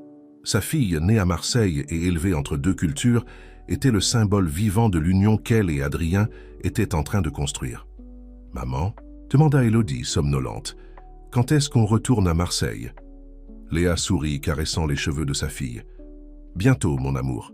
Mais souviens-toi, nous avons maintenant 2 foyers, un ici et un là-bas. » Plus tard, sur le balcon de leurs appartements, Léa et Adrien contemplaient les lumières de Nice. La ville, avec ses gratte-ciels futuristes et ses traditions millénaires, semblait être le cadre parfait pour l'histoire qu'ils écrivaient ensemble. « Tu sais, dit Adrien en laçant Léa par derrière, quand je pense à l'avenir, je vois un monde où Élodie peut être qui elle veut, où les cultures se mélangent et s'enrichissent mutuellement. » Léa se retourna pour le regarder, les yeux brillants d'émotion. « C'est un monde magnifique, Adrien, et nous y contribuons pas à pas, danse après danse. » Alors que les étoiles brillaient au-dessus du désert, reflétant les lumières de la ville, Léa et Adrien scellèrent leur engagement par un baiser. Le voyage qui avait commencé avec une danseuse marseillaise cherchant une opportunité en terre étrangère s'était transformé en une saga d'amour, de courage et de transformation culturelle. Le carnaval du désert approchait, promettant d'être non seulement une célébration, mais aussi un jalon dans l'histoire de Nice. Et pour Léa, Adrien et Élodie, ce serait une nouvelle étape dans leur danse commune, une chorégraphie unique qui unissait le samba marseillais aux mélodies arabes, créant quelque chose de totalement nouveau et extraordinairement beau. Le jour du carnaval du désert arriva enfin, apportant avec lui une énergie vibrante qui semblait faire vibrer l'air même de Nice. Le château Leclerc, habituellement un bastion de tradition et d'étiquette, s'était transformé en un kaléidoscope de couleurs, de sons et d'arômes mêlant le meilleur de Marseille et du Moyen-Orient. Léa, vêtue d'un costume éblouissant qui fusionnait des éléments du carnaval marseillais avec l'élégance des tenues traditionnelles arabes, supervisait les derniers préparatifs. Son cœur battait la chamade, consciente que cet événement était bien plus qu'une simple fête, c'était la matérialisation d'un rêve d'union entre les cultures. Adrien, impeccable dans son costume blanc rehaussé de détails dorés, s'approcha d'elle, tenant les mains d'Élodie, qui portait une robe semblable à celle des 1001 nuits, mais avec les couleurs vibrantes de Marseille. « Vous êtes prête ?» demanda-t-il, un mélange de nervosité et d'excitation dans sa voix. Léa respira profondément, regardant sa petite famille improvisée. Plus que jamais. Les portes du château s'ouvrirent et une foule diversifiée commença à entrer. Il y avait des membres de la royauté locale, des hommes d'affaires internationaux, des artistes, des danseurs, et à la surprise de beaucoup, des familles ordinaires de Nice qui avaient été invitées à participer à cet événement unique. La célébration commença par une présentation spectaculaire mêlant samba et danse du ventre. Des danseuses brésiliennes et arabes se déplaçaient en parfaite synchronie, leur chorégraphie racontant une histoire de rencontre entre cultures. La musique, une fusion innovante de rythmes brésiliens et de mélodies arabes, résonnait dans les salles du château, invitant tout le monde à bouger. Le comte Antoine, qui observait initialement tout avec une expression réservée, se laissa peu à peu emporter par l'atmosphère festive. Lorsqu'une jeune danseuse émiratie l'invita à danser à la surprise générale, il accepta, faisant ses premiers pas hésitants de samba. Élodie, enchantée par tout ce qui l'entourait, dansait librement, alternant entre des pas de ballet, de samba et de danse du ventre, devenant involontairement le symbole vivant de la fusion culturelle que l'événement célébrait. À un moment mémorable de la soirée, Léa et Adrien montèrent sur la scène centrale. Un silence tomba sur la foule, tous impatients de voir ce qui allait se passer. « Bienvenue à notre carnaval du désert », commença Adrien, sa voix résonnant dans la salle. « Ce soir n'est pas seulement une célébration, mais un symbole de ce que nous pouvons accomplir lorsque nous ouvrons nos cœurs et nos esprits à de nouvelles cultures et idées. » Léa poursuivit. « Ici, dans ce château qui a été un bastion de tradition, nous écrivons un nouveau chapitre. Un chapitre d'union, de compréhension mutuelle, d'amour qui transcende les frontières. » Avec ces mots, la musique commença, et Léa et Adrien entamèrent une danse qui laissa tout le monde bouche bée. C'était une fusion parfaite de samba et de danse arabe, leurs corps se mouvant en parfaite harmonie, racontant une histoire d'amour qui avait surmonté les préjugés et les barrières culturelles. Alors qu'ils dansaient, d'autres couples commencèrent à les rejoindre. Des Émiratis dansèrent la samba avec des Brésiliens. Des Occidentaux essayaient les pas de la danse du ventre. Et au centre de tout cela, Élodie dansait avec abandon, sa joie contagieuse gagnant tout le monde. Le point culminant de la soirée fut un défilé mêlant des éléments du carnaval brésilien à l'opulence des 1001 nuits. Des chars décorés de motifs fusionnant les deux cultures défilèrent dans les jardins du château, tandis que danseurs et musiciens se produisaient. Lorsque la célébration prit fin aux premières heures du matin, l'air était chargé d'une énergie de changement. Des personnes arrivées en étranger repartaient en amis, les barrières culturelles avaient été brisées, et une nouvelle compréhension était née. Épuisés mais radieux, Léa, Adrien et Élodie regardèrent les derniers invités partir. « Nous avons réussi », murmura Léa, des larmes de bonheur dans les yeux. Adrien l'embrassa, déposant un baiser doux sur son front. « Non, mon amour, nous venons juste de commencer. » Le comte Antoine s'approcha du trio, son visage sérieux, mais avec une lueur différente dans le regard. « Neveu, commença-t-il, faisant une pause. « Léa, je dois admettre que j'avais des doutes sur tout cela, mais cette nuit m'a montré qu'il y a de la place pour le nouveau sans sacrifier l'ancien. Vous avez ma bénédiction. » Les mots du comte, plus qu'une quelconque approbation officielle, scellèrent le succès de la soirée. C'était la reconnaissance que le changement n'était pas seulement possible, mais nécessaire et bienvenu. Alors que le soleil se levait à l'horizon de Nice, peignant le ciel de teintes roses et dorées, Léa, Adrien et Élodie restèrent enlacés, contemplant l'avenir qui s'ouvrait devant eux. Un avenir où la samba et la danse du ventre s'entrelaçaient, où le portugais et l'arabe se mêlaient dans des chants d'amour, et où une petite famille improvisée montrait au monde le pouvoir transformateur de l'amour et de l'acceptation. Le carnaval du désert avait été bien plus qu'un événement. C'était la naissance d'une nouvelle ère. Une ère de pont entre les cultures, de cœurs ouverts et d'une danse qui unissait le monde. Et pour Léa, Adrien et Élodie, ce n'était que le premier pas d'un merveilleux voyage qu'ils avaient hâte de poursuivre ensemble. Les mois qui suivirent le carnaval du désert furent un tourbillon de changements et de nouvelles opportunités.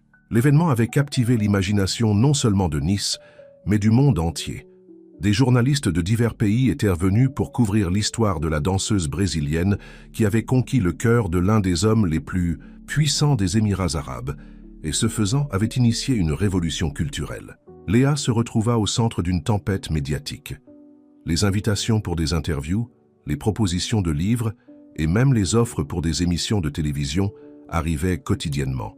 Cependant, elle garda le cap sur ce qui comptait vraiment, sa famille et le programme d'échange culturel qui était devenu sa passion. Le château Leclerc, autrefois symbole d'une tradition immuable, était devenu un centre vibrant d'activités culturelles. Des danseurs du monde entier venaient participer à des ateliers qui fusionnaient les styles orientaux et occidentaux. Des musiciens expérimentaient de nouvelles fusions, créant des mélodies qui résonnaient autant dans les dunes du désert que sur les plages de Marseille. Élodie, maintenant âgée de 6 ans, s'épanouissait dans cet environnement multiculturel.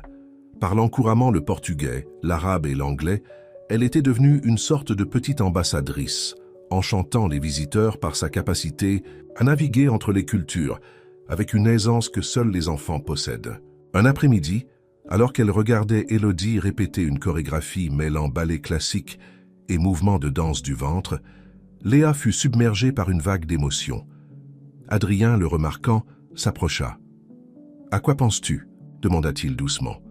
Léa sourit, les larmes aux yeux. « À comment nous en sommes arrivés là. Il y a 2 ans, j'étais une mère célibataire désespérée, prête à tout pour sauver ma fille. Et maintenant, regarde-nous. » Adrien l'enlaça par derrière, tous deux observant Élodie. « Tu as changé non seulement nos vies, Léa, tu changes le monde, un pas de danse à la fois. » À ce moment, le comte Antoine entra dans la salle, accompagné d'un groupe d'hommes d'affaires. L'oncle d'Adrien, qui avait initialement été le plus grand opposant à leur relation, était maintenant l'un des plus fervents soutiens du projet d'échange culturel. « Ah, vous êtes là !» s'exclama le comte. « Je veux que vous rencontriez quelques investisseurs intéressés par l'expansion du programme à d'autres pays du Golfe. » Les réunions et négociations qui suivirent ouvrirent de nouveaux horizons. Bientôt, des plans furent élaborés pour créer des centres culturels similaires dans d'autres Émirats, et même dans les pays voisins. Le rêve de Léa d'unir les cultures à travers la danse devenait une réalité à une échelle qu'elle n'aurait jamais imaginée possible. Cependant, tout n'était pas rose. Avec une exposition croissante, les critiques sont également arrivées. Des groupes plus conservateurs, tant au Brésil qu'aux Émirats arabes unis, remettaient en question l'occidentalisation de la culture arabe et l'orientalisation de la culture brésilienne. Léa et Adrien se sont retrouvés à naviguer dans des eaux troubles, équilibrant respect des traditions et désir de promouvoir une compréhension mutuelle. Ce fut pendant cette période tumultueuse que Léa découvrit qu'elle était enceinte. La nouvelle, d'abord accueillie avec joie, apporta une nouvelle vague de défis et de questionnements. Un soir, alors qu'ils se promenaient dans les jardins du château, Léa partagea ses inquiétudes avec Adrien. « Et si nous n'y arrivons pas, Adrien? Et si c'est trop, les différentes cultures, les attentes, les traditions ?» Adrien s'arrêta, prenant les mains de Léa et plongeant son regard dans le sien. « Léa, regarde autour de nous, vois tout ce que nous avons accompli. Ce bébé ne sera pas seulement notre enfant, il sera un symbole de tout ce pourquoi nous nous sommes battus. Union, compréhension, amour qui transcende les frontières. » Les paroles d'Adrien apaisèrent le cœur de Léa, mais elles allumèrent aussi en elle une nouvelle détermination. Elle réalisa que son travail était loin d'être terminé. En fait, il ne faisait que commencer. Dans les mois qui suivirent, alors que son ventre grossissait, Léa travailla sans relâche. Elle développa un programme éducatif qui serait mis en œuvre dans les écoles de Nice, enseignant aux enfants la diversité culturelle dès leur plus jeune âge. Adrien, inspiré par sa passion, utilisa son influence pour promouvoir des politiques d'inclusion et de diversité au niveau gouvernemental. La naissance du petit Youssouf, avec ses yeux qui mêlaient le vert du Brésil au brun profond du Moyen-Orient, fut célébrée non seulement comme l'arrivée d'un nouveau membre de la famille Leclerc, mais aussi comme un symbole d'espoir pour un avenir plus uni et compréhensif. Lors d'une cérémonie émouvante, mêlant traditions brésiliennes et arabes, Youssouf fut présenté au monde. Élodie, fière de son rôle de grande sœur, dirigea une partie de la cérémonie, alternant naturellement entre le portugais et l'arabe. 5 ans s'étaient écoulés depuis la naissance de Youssouf, et le château Leclerc, autrefois symbole d'une tradition immuable, vibrait désormais d'une énergie vivante qui mélangeait les cultures du monde entier. Léa, à 35 ans, regardait avec fierté l'empire culturel qu'elle avait contribué à construire. Le programme d'échange culturel, qui avait commencé comme un rêve ambitieux, avait dépassé ses attentes les plus audacieuses. Des centres culturels inspirés du modèle de Nice avaient été inaugurés dans plusieurs capitales du Moyen-Orient, d'Amérique latine et même d'Europe. La danse, qui avait autrefois été son seul outil d'expression, n'était plus qu'une partie d'un mouvement bien plus vaste. Par une matinée ensoleillée à Nice, Léa marchait dans les couloirs du désormais célèbre Institut Leclerc des Arts et Cultures Globales, annexé au château. Des étudiants de dizaines de pays différents discutaient avec animation dans un mélange de langues, échangeant expériences et idées. Élodie, maintenant âgée de 11 ans, était devenue une jeune fille talentueuse et polyglotte. Parlant couramment le portugais, l'arabe, l'anglais et le français, elle était la fierté de ses parents et une inspiration pour de nombreux jeunes qui voyaient en elle un exemple vivant de la manière dont les barrières culturelles pouvaient être surmontées. Adrien, qui avait initialement fait face à des critiques pour son mariage avec une danseuse étrangère, était désormais acclamé comme un visionnaire dans les cercles d'affaires et politiques. Son approche des affaires, intégrant responsabilités culturelles et sociales, avait non seulement multiplié la fortune de la famille Leclerc, mais avait également établi de nouveaux standards éthiques dans le monde des affaires du Moyen-Orient. Alors que Léa se dirigeait vers son bureau, elle fut interrompue par une voix familière. « Maman, maman !» C'était Youssouf, maintenant âgé de 5 ans, courant vers elle, les bras ouverts. Ses yeux, un mélange fascinant de vert et de marron, brillaient d'excitation. « Regarde ce que j'ai appris aujourd'hui. » Le garçon commença à exécuter une série de pas qui mêlaient samba et dabke, la danse traditionnelle arabe. Léa ne put retenir son sourire, voyant en son plus jeune fils l'incarnation de tout ce pour quoi ils avaient lutté. Mais tout n'était pas rose. Avec la croissance et la renommée vinrent de nouveaux défis. Les groupes conservateurs, tant dans le monde arabe qu'en Occident, regardaient encore avec méfiance ce mélange de cultures. Des menaces voilées arrivaient occasionnellement, rappelant à Léa et Adrien que leur combat était loin d'être terminé. Cet après-midi-là, une réunion importante attendait Léa. Des représentants de l'UNESCO étaient arrivés à Nice pour discuter de la possibilité d'étendre le modèle de l'Institut Leclerc à d'autres régions du monde, en particulier dans les zones de conflit. Alors qu'elle se préparait pour la réunion, Léa réfléchit à l'incroyable parcours que la vie lui avait offert. De danseuse luttant pour survivre à l'une des femmes les plus influentes du Moyen-Orient, son histoire était un témoignage de la puissance de l'amour, de la persévérance et de l'ouverture culturelle. Mais de nouveaux défis se profilaient à l'horizon. Une crise politique se formait dans une région voisine, menaçant de déstabiliser des années de progrès diplomatique. Et c'est dans ce contexte que Léa et Adrien seraient appelés à jouer leurs rôles les plus importants à ce jour, non seulement en tant qu'entrepreneurs ou promoteurs culturels, mais aussi en tant que pacificateurs dans un monde de plus en plus divisé. Avec un dernier regard sur la photo de sa famille sur son bureau, Adrien, Élodie, Youssouf et elle, souriant devant les pyramides d'Égypte lors de leur dernier voyage, Léa respira profondément et se dirigea vers la salle de conférence. La prochaine étape de son voyage était sur le point de commencer, et elle était déterminée à l'affronter avec le même courage et la même grâce qui l'avait menée jusqu'ici. La salle de conférence de l'Institut Leclerc bouillonnait de la présence de diplomates, de leaders culturels et de représentants de l'UNESCO. Léa, assise à côté d'Adrien, sentait le poids de la responsabilité sur ses épaules. La crise politique dans la région voisine avait rapidement escaladé, menaçant non seulement l'équilibre géopolitique, mais aussi des années de travail pour promouvoir le dialogue interculturel. « Madame Leclerc », commença le représentant de l'UNESCO, « votre travail ces dernières années a été remarquable. Nous croyons que le modèle que vous avez développé ici pourrait être crucial pour apaiser les tensions dans la région. » Léa échangea un regard rapide avec Adrien avant de répondre. « Nous sommes honorés par cette reconnaissance, mais aussi conscients des défis. La situation est délicate et nécessite une approche prudente. » La discussion qui suivit fut intense. Des plans furent élaborés pour établir des centres culturels dans les zones les plus touchées par le conflit, utilisant l'art et la danse comme outils de dialogue et de réconciliation. Cependant, la logistique et les risques impliqués étaient immenses. À la fin de la réunion, il était clair que Léa et Adrien devraient se rendre personnellement dans la région en conflit. La nouvelle tomba comme une bombe dans la famille. Ce soir-là, alors qu'ils se préparaient à dormir, Élodie entra dans la chambre de ses parents, son visage masqué par l'inquiétude. « Vous devez vraiment y aller ?» demanda-t-elle, sa voix tremblant légèrement.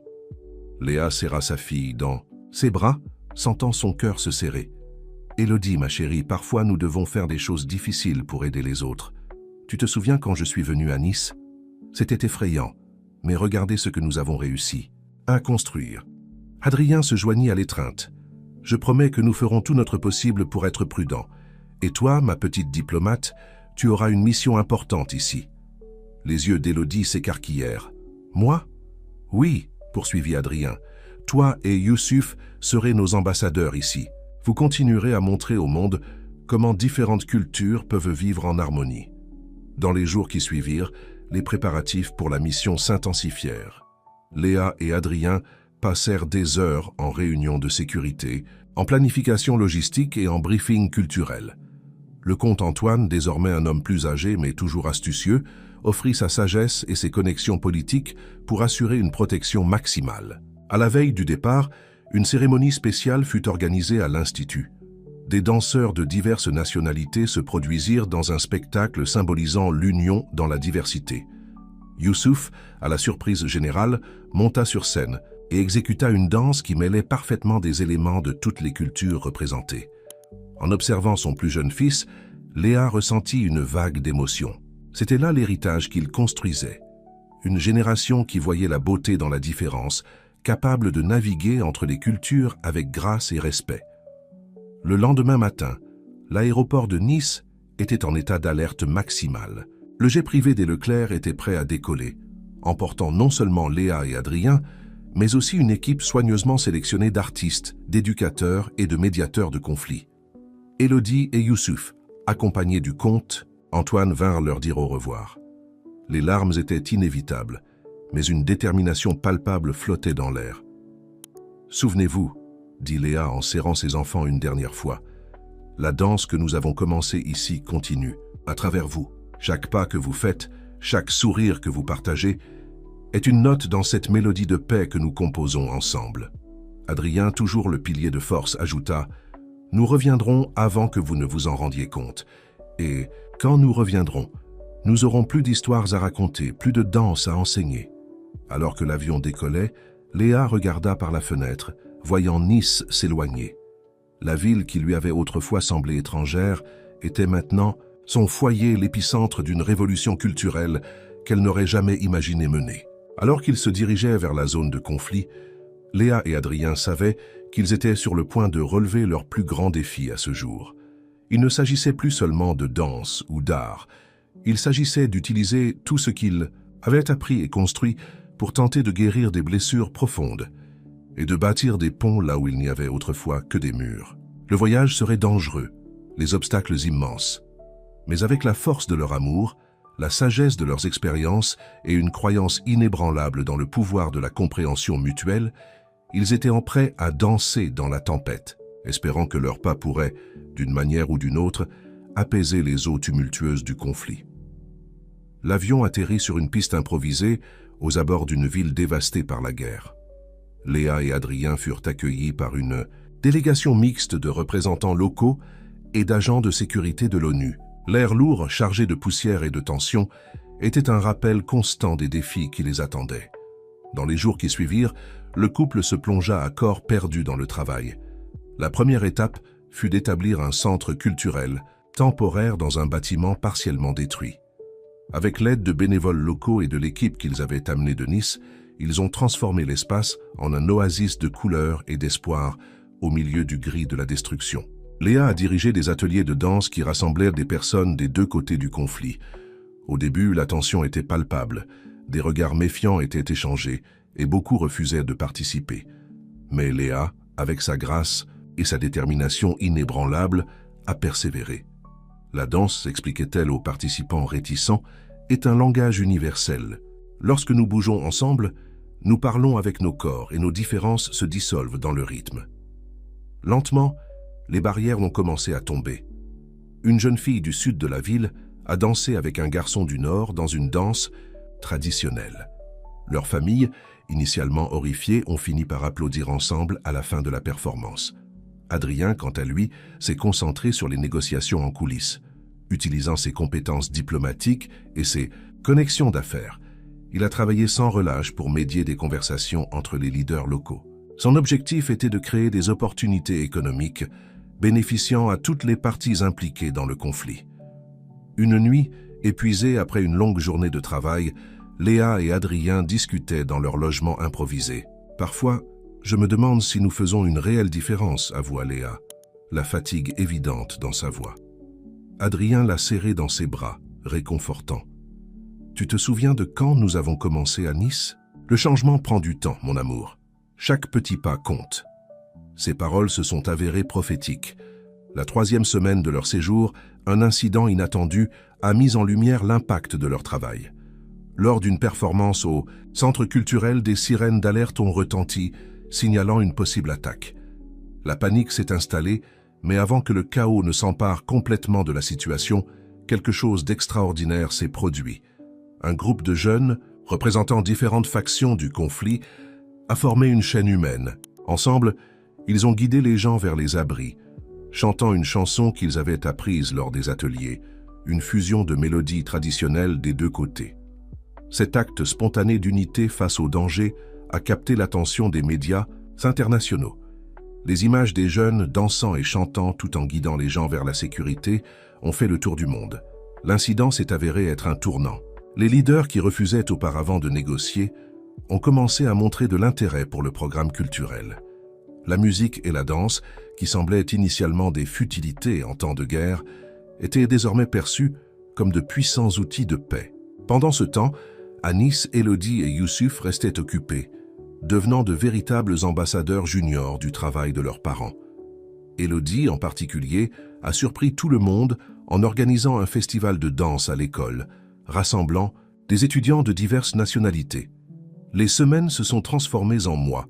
Le travail était ardu et les progrès semblaient souvent minuscules. Il y a eu des moments de réel danger. Une explosion près du centre culturel a laissé Léa avec une blessure légère au bras, un rappel constant des risques qu'ils affrontaient. Mais à chaque obstacle, la détermination du couple ne faisait que se renforcer. Ils voyaient dans les yeux des jeunes qui dansaient ensemble, dans les sourires timides échangés entre d'anciens ennemis, la promesse d'un avenir différent. 6 mois après leur arrivée, Léa et Adrien reçurent une nouvelle qui les remplit d'espoir. Les principaux leaders des factions en conflit avaient accepté de se rencontrer pour des négociations de paix. Le lieu choisi, le centre culturel, qu'ils avaient établi. La veille de cette réunion historique, Léa et Adrien se promenaient dans les rues de la ville. Les signes de destruction étaient encore évidents, mais ça et là, on voyait des fleurs pousser parmi les décombres, des fresques colorées, peintes sur les murs bombardés. « Regarde », dit Léa en montrant un groupe d'enfants qui dansèrent dans la rue, mêlant des pas de dabka à des mouvements de hip-hop. C'est ainsi que le changement commence.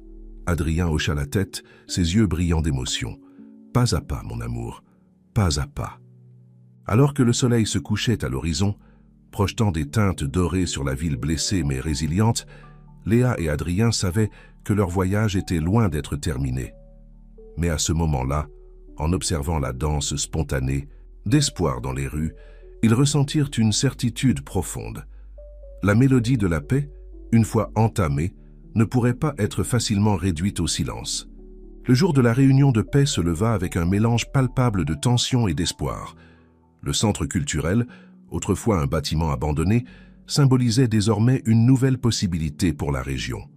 Léa et Adrien, ainsi que leur équipe, avaient travaillé sans relâche pour transformer l'espace en un terrain neutre, où toutes les parties pourraient se sentir accueillies.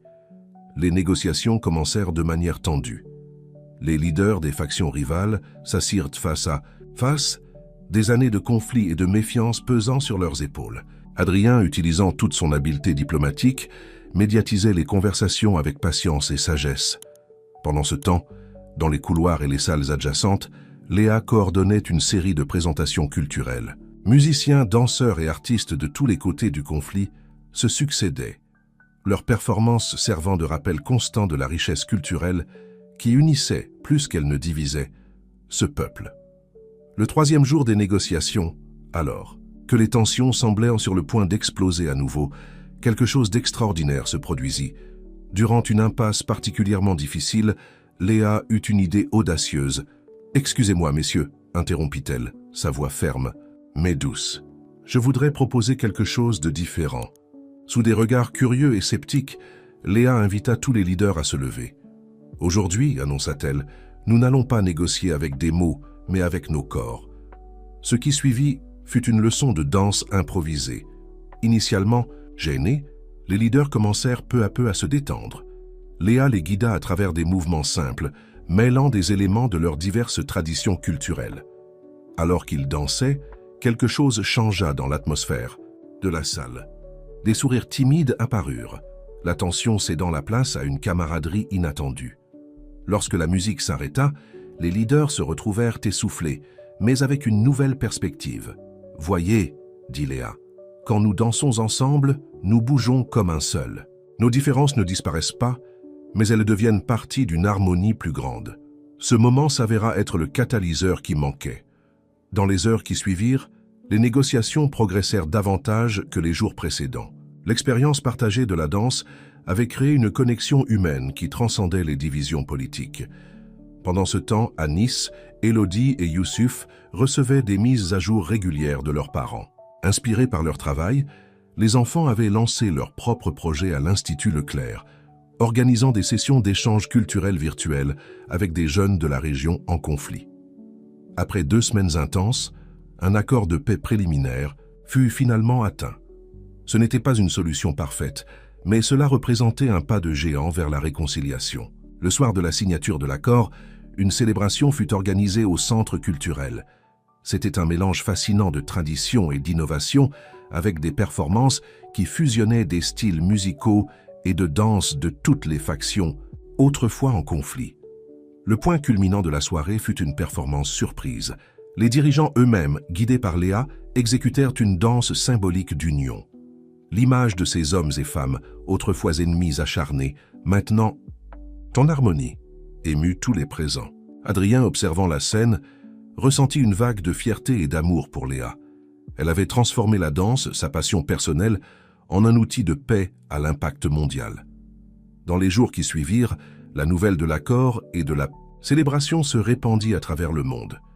Les journalistes internationaux affluèrent dans la région, impatients de documenter ce qui était appelé la révolution de la danse. Léa et Adrien se retrouvèrent au centre d'une tempête médiatique. Interviews, demandes de conférences et même des propositions de livres arrivaient quotidiennement.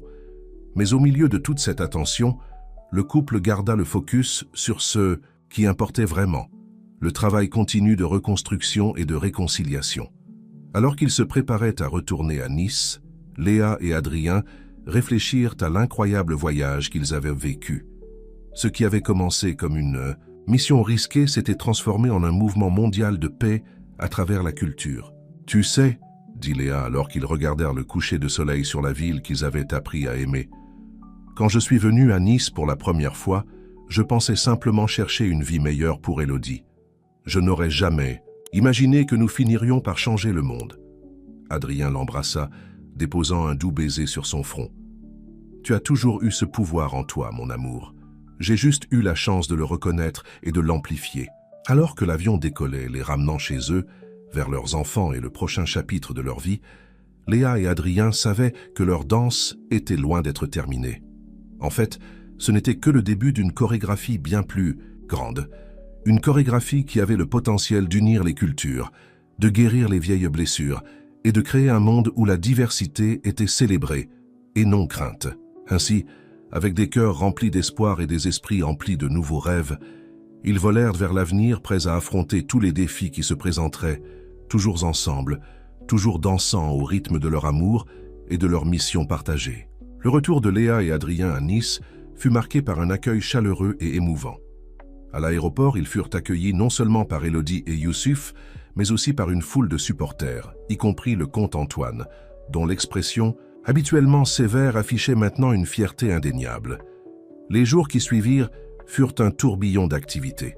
Le succès de la mission de paix avait propulsé l'Institut Leclerc sur la scène mondiale. Les invitations pour des conférences, des colloques internationaux et même une nomination pour le prix Nobel de la paix arrivèrent en succession rapide. Léa et Adrien, cependant, étaient déterminés à ne pas perdre de vue leur mission initiale.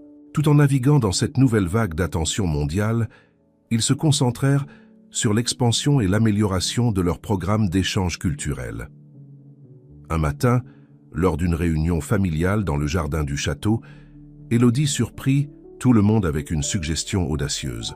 « Et si nous organisions un festival mondial de danse pour la paix ?» proposa-t-elle, les yeux brillants d'excitation. « Nous pourrions inviter des danseurs du monde entier, en particulier des zones de conflit. » Youssouf, maintenant âgé de 6 ans et montrant déjà des signes d'être aussi visionnaire que sa sœur, ajouta « On pourrait aussi le faire en ligne, pour ceux qui ne peuvent pas venir. Léa et Adrien échangèrent des regards de surprise et de fierté. Leurs enfants ne comprenaient pas seulement le travail qu'ils faisaient, mais y contribuaient activement. « Vous savez quoi ?» dit Adrien, un sourire s'étalant sur son visage. « Je crois que vous venez d'avoir une idée géniale. » Dans les mois qui suivirent, la famille Leclerc travailla sans relâche pour transformer cette idée en réalité. Le Festival mondial de danse pour la paix prit forme, dépassant largement leurs attentes initiales. Nice devint l'épicentre d'un mouvement mondial.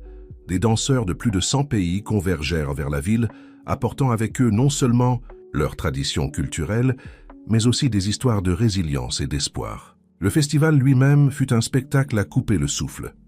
Pendant une semaine, les rues, les places et les scènes de Nice vibrèrent au rythme des mouvements venus des 4 coins du monde.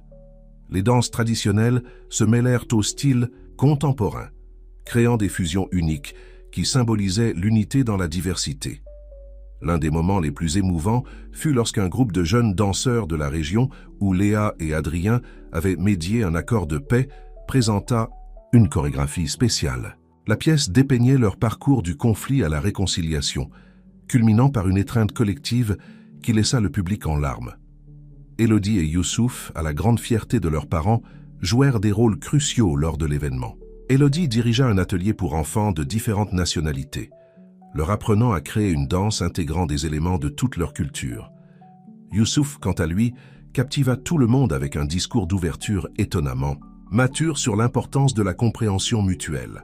Alors que le festival gagnait en visibilité mondiale, les leaders internationaux commencèrent à s'y intéresser. Des invitations pour reproduire le modèle dans d'autres pays arrivaient quotidiennement. L'UNESCO proposa un partenariat pour intégrer le programme d'échange culturel de l'Institut Leclerc dans son curriculum mondial. Au milieu de toute cette agitation, Léa et Adrien trouvèrent un moment pour réfléchir à leur parcours. Une nuit calme, après la clôture du festival, ils se promenaient main dans la main dans les jardins du château. « Avais-tu imaginé que nous irions aussi loin ?» demanda Léa, sa voix douce et contemplative. Adrien s'arrêta, se tournant pour la regarder. « Honnêtement, non, mais je n'ai jamais douté que nous ferions quelque chose d'extraordinaire ensemble. » Léa sourit, des larmes de bonheur brillant dans ses yeux. « Parfois, je me demande ce qui serait arrivé si je n'avais pas pris cette décision désespérée, de venir à Nice. Le destin a des façons mystérieuses de fonctionner, » répondit Adrien, l'attirant dans une étreinte. « Mais je suis éternellement reconnaissant qu'il t'ait amené à moi. » Le succès du Festival mondial de danse pour la paix ouvrit des portes que Léa et Adrien n'auraient jamais imaginées possibles. Dans les mois qui suivirent, le couple se retrouva plongé dans un tourbillon d'activités diplomatiques et culturelles qui les mena aux 4 coins du monde. Un matin, alors qu'ils prenèrent le petit déjeuner avec Élodie et Youssouf, Adrien reçut un appel qui allait une fois de plus changer le cours de leur vie.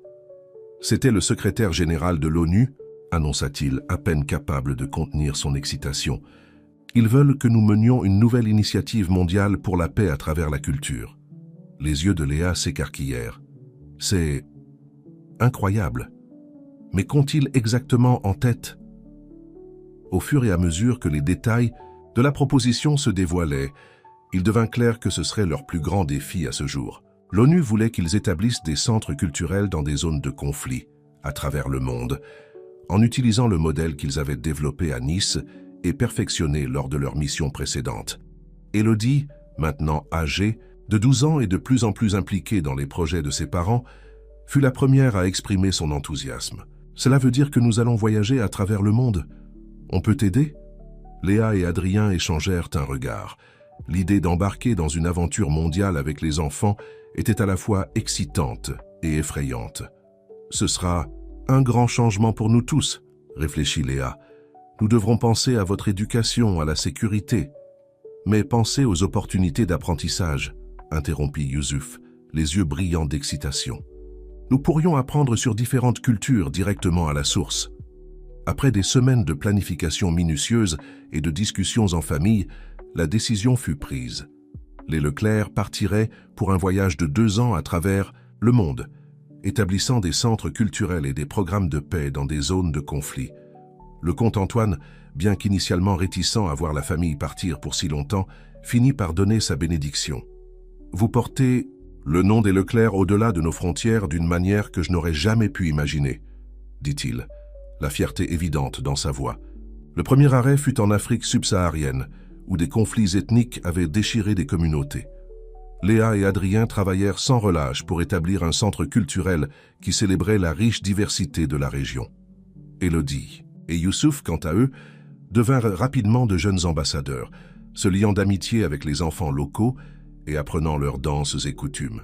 À chaque nouvelle destination, de l'Asie du Sud-Est à l'Amérique latine, en passant par l'Europe de l'Est, la famille fit face à des défis uniques, mais découvrit aussi une beauté et une résilience inattendues. Léa intégra de nouveaux styles de danse à son répertoire, tandis qu'Adrien approfondissait sa compréhension des complexités géopolitiques de chaque région. L'un des moments les plus marquants eut lieu lors de leur séjour dans le sous-continent indien. Dans une zone historiquement divisée par des conflits religieux, Léa organisa un festival de danse qui réunit des traditions hindoues, musulmanes et sikhes. L'image de danseurs de différentes communautés se mouvant en harmonie captiva l'imagination du monde, devenant un puissant symbole d'unité dans la diversité. Au fil du voyage, Élodie et Youssouf s'épanouirent de manière surprenante. Élodie découvrit un talent pour les langues, devenant fluente dans plusieurs idiomes. Youssouf, quant à lui, développa une passion pour la photographie, documentant ses expériences à travers des images émouvantes qui seraient plus tard exposées dans des galeries à travers le monde. Alors que la fin des 2 années approchait, la famille Leclerc se trouva transformée. Ils avaient touché des vies dans des dizaines de pays, planté des graines de paix et de compréhension, et grandi de manière qu'ils n'auraient jamais imaginé possible. Leur dernière nuit avant de retourner à Nice, campant sous les étoiles dans le désert du Sahara, Léa et Adrien réfléchirent à leur extraordinaire voyage. En regardant en arrière, dit Léa, sa voix douce dans le calme de la nuit, il est difficile de croire que tout a commencé avec une danseuse désespérée cherchant une chance à Nice. Adrien l'attira près de lui, embrassant tendrement son front. Et maintenant, regarde-nous, une famille qui danse dans les cœurs du monde. Élodie et Youssouf, allongés à proximité, écoutèrent la conversation de leurs parents. « Où allons-nous ensuite, maman » demanda Youssouf, somnolent. Léa sourit, levant les yeux vers les étoiles. « À la maison, mon amour, mais en emportant le monde dans nos cœurs. »